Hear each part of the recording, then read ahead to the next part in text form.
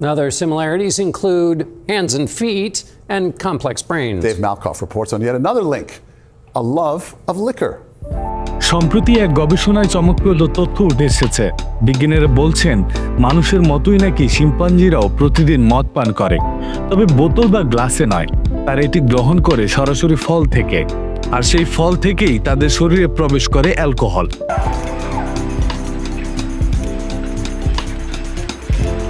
Science অ্যাডভান্সের জার্নালে প্রকাশিত এই গবেষণায় আইভরি কোস্ট ও উগান্ডার শিম্পাঞ্জিদের নিয়ে কাজ করা হয়। দেখা গেছে তারা প্রতিদিন ফল থেকে প্রায় 14 গ্রাম ইথানল খায়। এটি প্রায় 1 গ্লাস মদের সমান। তাদের শরীরের ওজনের হিসেবে এটি একজন মানুষের প্রতিদিন 2 থেকে 3 গ্লাস মদ খাওয়ার সমান।